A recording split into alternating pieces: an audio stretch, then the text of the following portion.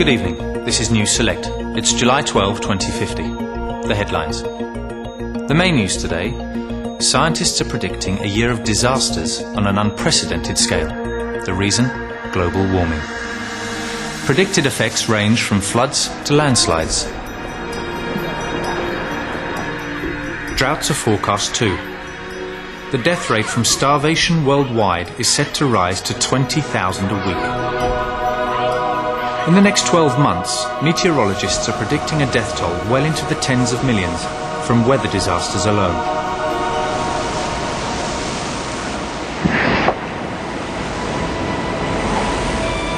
This film tells the story of a terrible year in our future. A year when the world's biggest killer is our climate.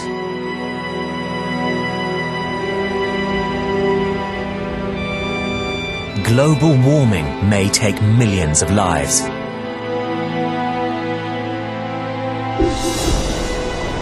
Scientists are predicting storms more savage than anything we've yet seen.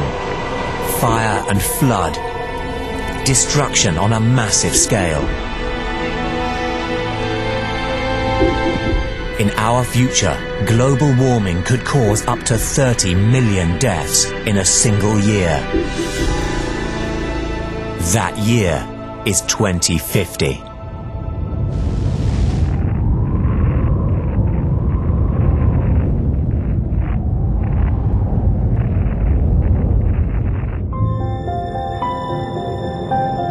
We live on an astonishing planet. A vast world. Mountains. Oceans. Immense plains. It is a world of wonders. Home to over 6 billion human beings. Our home. And we're destroying it. Scientists first began worrying in the 1980s. Freak hot summers year after year. See large warming in North America. They suspected it was the greenhouse effect. It's continuing a trend that we're seeing toward increased temperatures. But was it? Research began worldwide. The increasing greenhouse gases. This all is consistent with an increasing number of extreme events. By the mid-90s, the scientists were completely sure. Even world leaders were convinced. Global climate change affecting how we and all others on this planet will live to avoid leaving our children and our grandchildren with a catastrophe. By 1996, we knew we were changing the world's climate.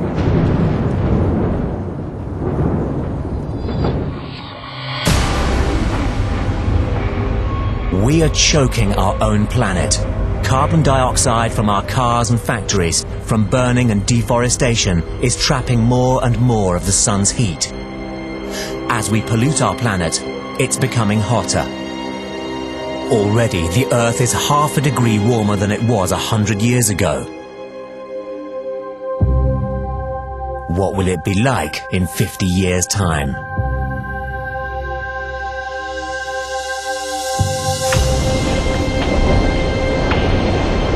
Already, our climate is changing. The recent floods in Europe have been more widespread and severe than ever. Around the world, events which were rare or distant are happening more frequently.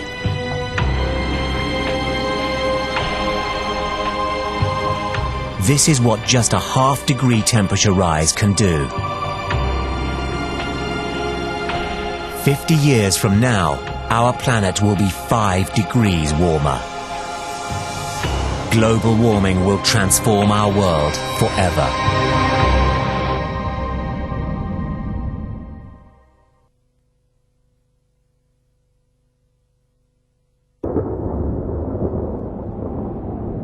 Well, there's no question that global warming is real and that the cause of global warming is ourselves. It's the polluting activities of mankind. That is without question. On the one hand, you may have a few maverick scientists, a few groups who have their own agenda, who have their own vested interests at trying to pretend that global warming is not happening, or at the very least that it's a natural variation in the climate. But that's completely untrue. 1,000 of the world's top climate scientists have contributed to the United Nations report that says global warming is real, it's big news, it's serious, and it's the biggest threat we've ever faced. Bill Maguire heads Europe's largest hazard research centre. He and the vast majority of scientists now believe global warming will have consequences we can barely imagine today. Nobody is safe and nowhere is safe. There's nowhere to hide and there's not going to be anywhere we can run.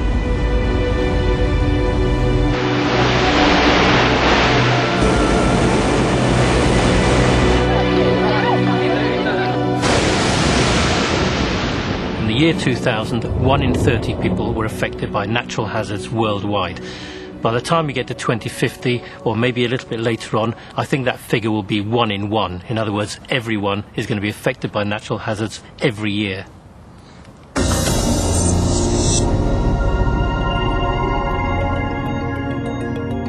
Good evening. The Week in Review. It's August the 15th, 2050.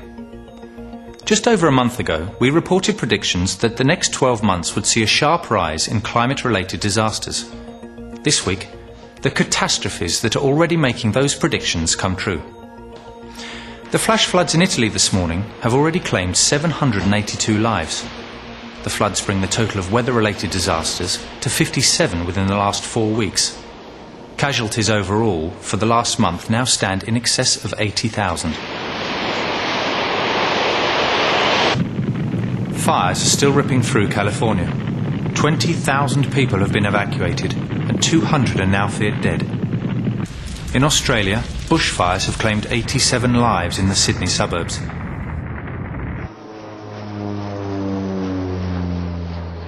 In Africa, the aid agencies are overwhelmed. The drought in Mozambique has now killed an estimated 50,000.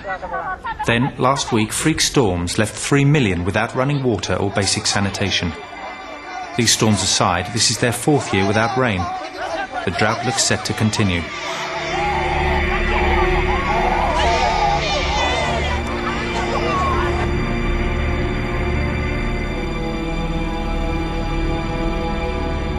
How can we prepare for a future where the only certainties are chaos and constant disaster?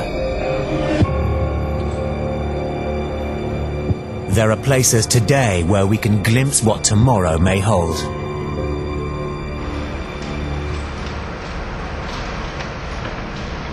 Doug Kopp is today's foremost rescue engineer. Process bacteria. And then we say here, here, here, here, here. But no more disinfectant.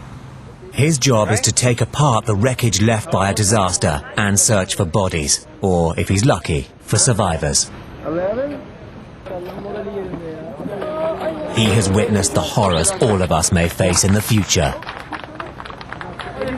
In a sense, global warming is already a reality for him. If someone was to ask me, Doug, we want to film a disaster, or we want to see a disaster, or we want something to do with a disaster, where do we go? And I would say, well, look, your best bet is to go to Peru, because they are beaten down continuously every few months with one disaster or another.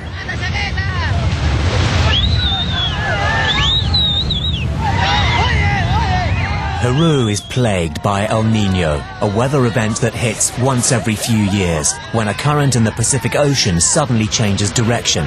Whenever it strikes, it causes certain, irresistible and global disaster.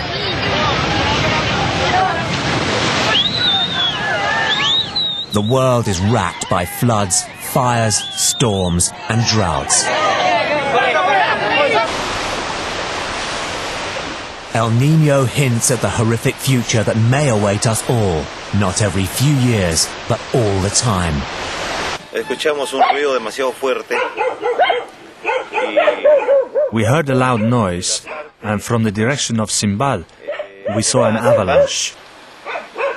hizo que un alud, sludge, mud, rocks.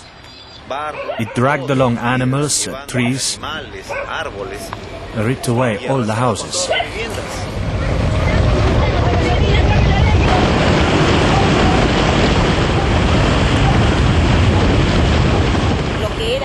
Before we rebuilt, all this was in ruins. It was a disaster. Houses, gardens, everything. Todo esto que hizo acá son zanjas que han hecho. All of this was in ruins. The El Niño flattened everything. This is what global warming may one day do to us all. These ruins near Trujillo in the north of the country were left by a flood during the last El Niño. This, now a wasteland of rubble, was home to hundreds. In this single village just 3 years ago, more than 90 people died.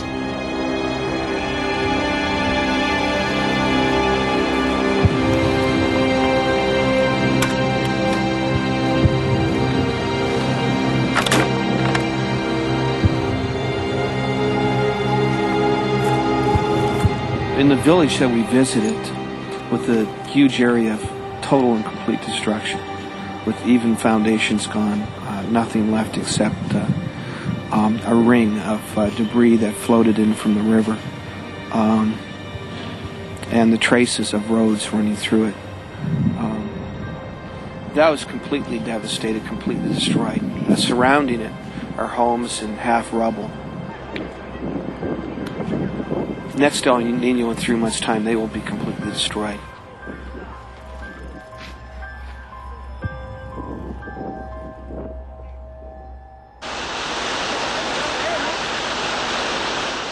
These images were filmed during an El Niño event in 1998 and 99.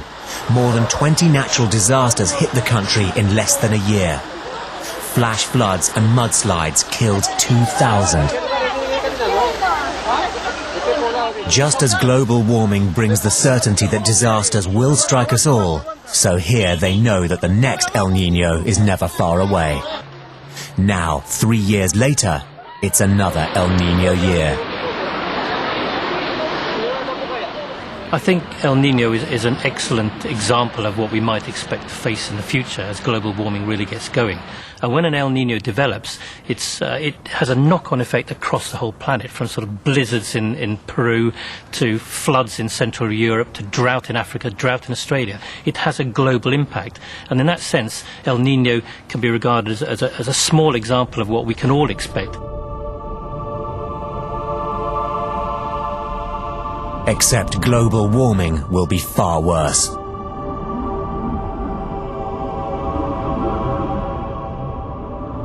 Its effects will vary widely, but science can already tell us what our future holds. The seas will warm. At the poles, the ice will begin to melt. Sea levels around the world will rise.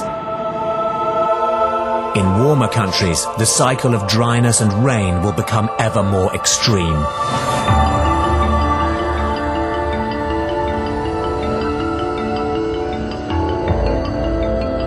As more and more heat pumps into our atmosphere, crippling droughts will be followed by devastating floods.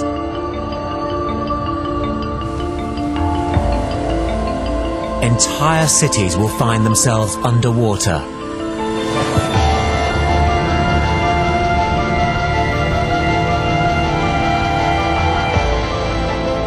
Everywhere, storms will become more savage and more intense.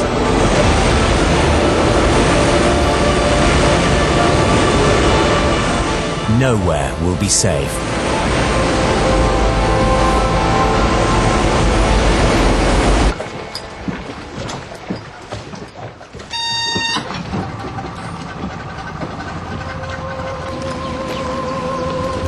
Even life in paradise is under threat. In the Bahamas, they have already experienced what warmer sea temperatures can do. Here, just like Peru, the last El Niño caused destruction. But here it was not lives, it was coral.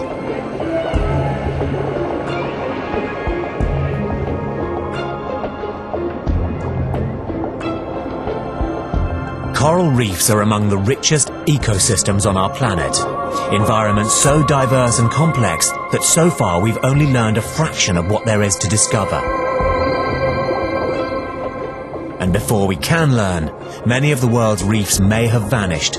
If the oceans warm, the coral will die, and we have almost no idea what the consequences might be. This reef here used to be a healthy reef up until about 1998, when there was an El Nino event which caused sea surface temperatures to rise only about a degree or two, but that was enough to cause the corals to expel the symbiotic algae that live inside of them, which gives them a lot of their food. And after doing that, it was so severe that these corals died, and now they're about 90% dead corals here, where there used to be about 90% live corals.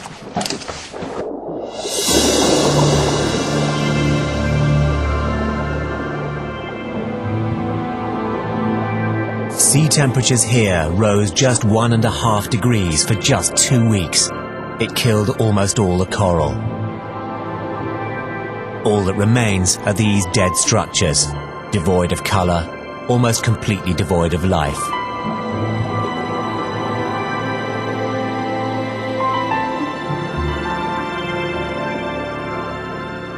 A lot of the corals were affected. They were bleached white. Many of them recovered. Other ones are still in the process of recovering, so we're just starting to see the regrowth process occur here. In some places the corals aren't able to get a foothold yet because there's algae and other things that have taken over where there used to be coral. So it's likely to take decades, if not longer, to recover. But if the coral needs decades to recover, then its future is bleak, not just in the Bahamas, but everywhere. Global warming is predicted to make sea temperatures permanently warmer. That will kill the coral permanently. And if the reefs vanish, countries will lose more than just a natural wonder. They will lose their main defense against the sea. The reefs are an important barrier.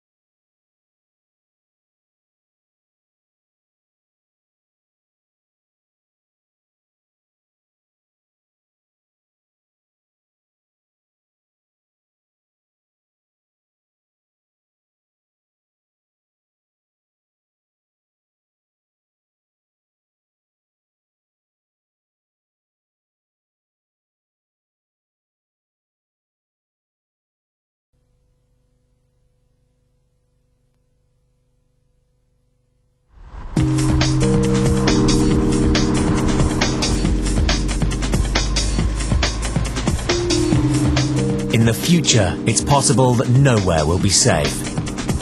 Franco Mantovani lives in the Po Valley in Italy. 16 million live here, a third of the country's population. All of them are at risk. The danger is flooding, and the threat is from the River Po.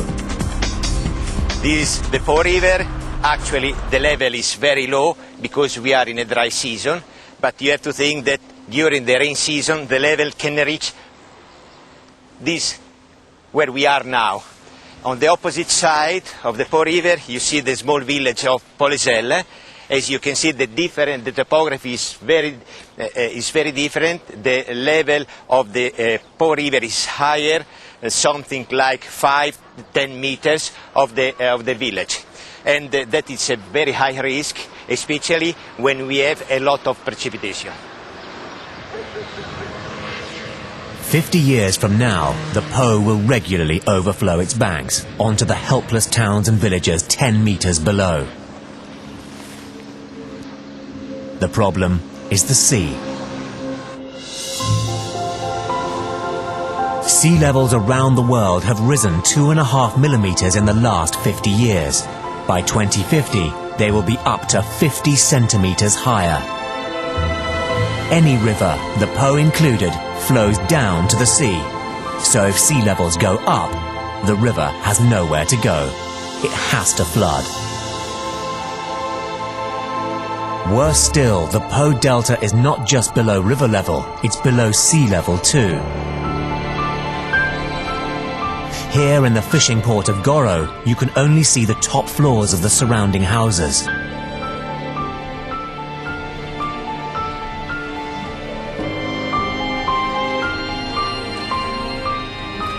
In Italy, even if the river doesn't overflow onto the land, the sea will.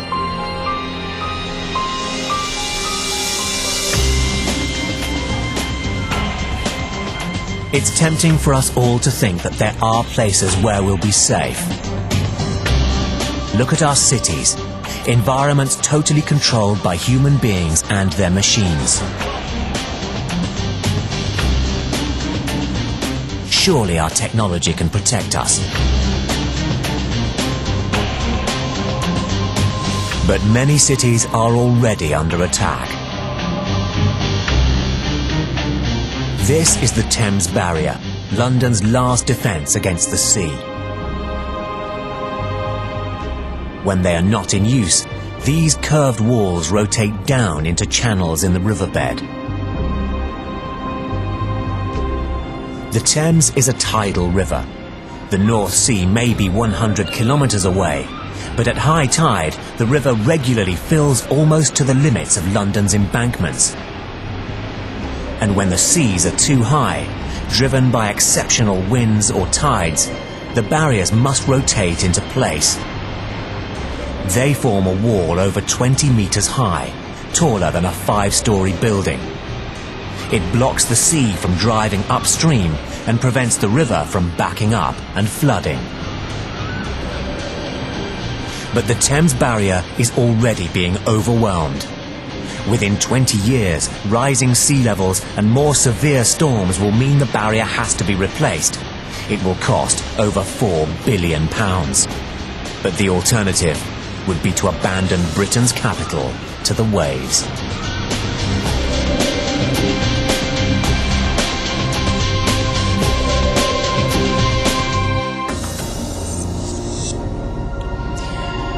Floods across much of Southeast Asia today. The Yellow River has all but vanished over the last 18 years, but today, what's left of it burst its banks. An estimated 15 million are homeless, and Gaiju city is already underwater. More rain is forecast, and several other cities are already under threat. On top of the floods themselves, disease, toxic waste spills and malnutrition are expected to be the major problems.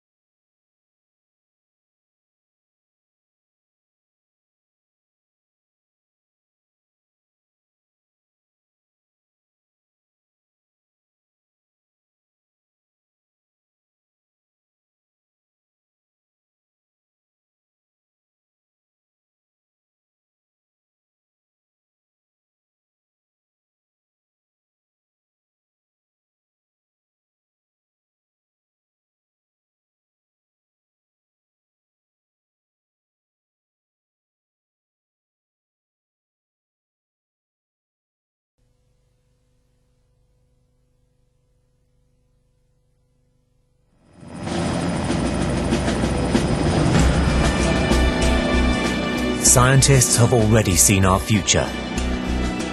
They know global warming will hit us hard. They know we need to act now.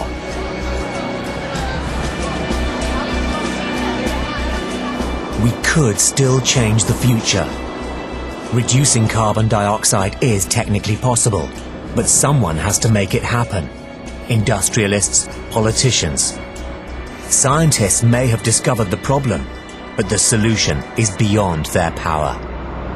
I don't think that you can get the world's leaders together in a room and force them to do something about global warming. I don't think that's going to happen until those countries are hit time and time again by the results of global warming. When a hurricane hits Miami bang on and destroys a substantial part of the city, when you get drought across the central US and you have Dust Bowl conditions again, in other words, until it's proven to them that the world's warming up and that they're going to be severely impacted by that, they're not going to do anything. Well, that's going to be too late.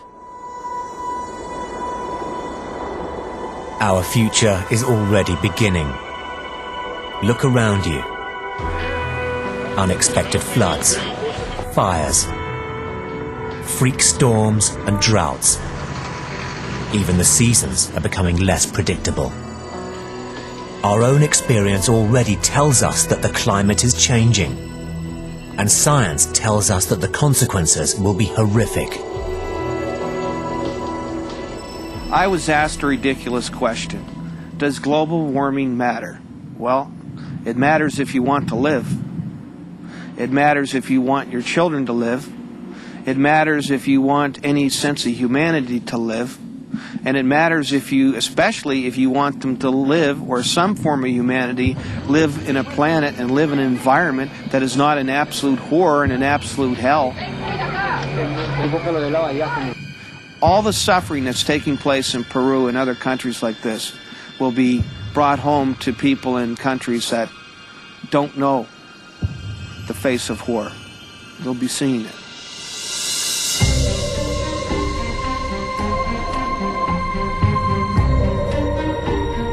What you have been watching is not alarmist. This is what scientists believe will happen.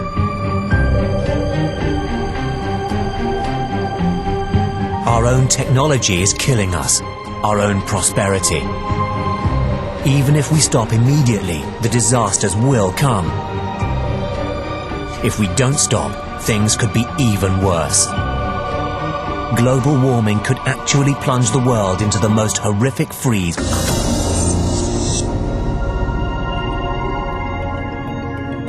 Good evening. Over 10 million cubic kilometres of near-freezing water is tonight pouring unchecked into the Atlantic Ocean.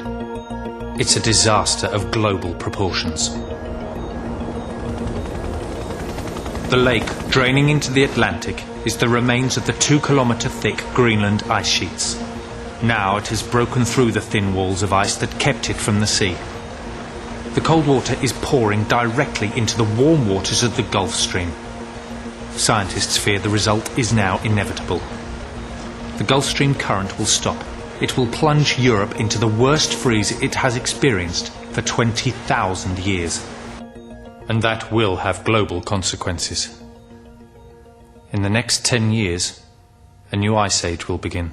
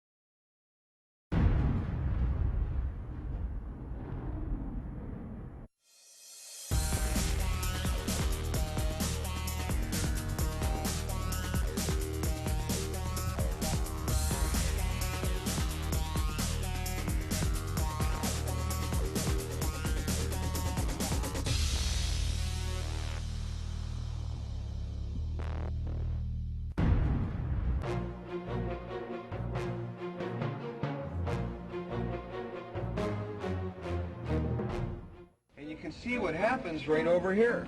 The legs on the desk snap, so the person who's underneath the desk gets crushed. Meanwhile, there's still a safe space existing around the desk.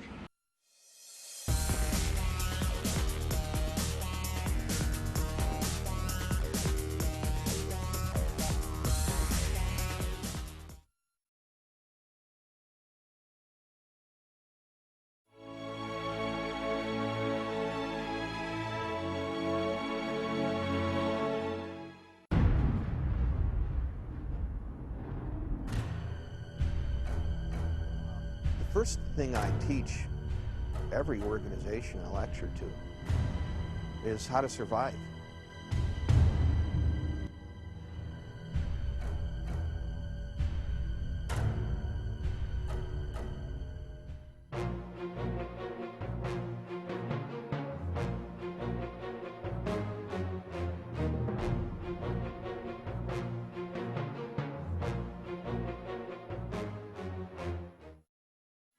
And I'm telling you this, 90% of people who are in buildings when they collapse would survive if they got next to a large bulky object in what we refer to as a triangle of life.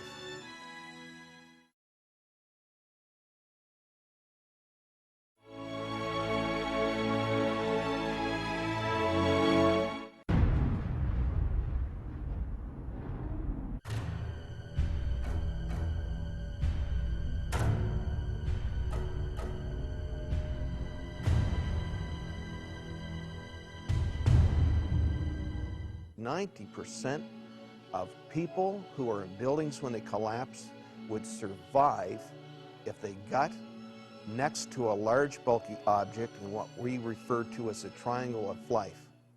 And essentially a triangle of life is nothing more than a survivable void that's found next to a large bulky thing. Where his chest was crushed, and you can see what happens right over here.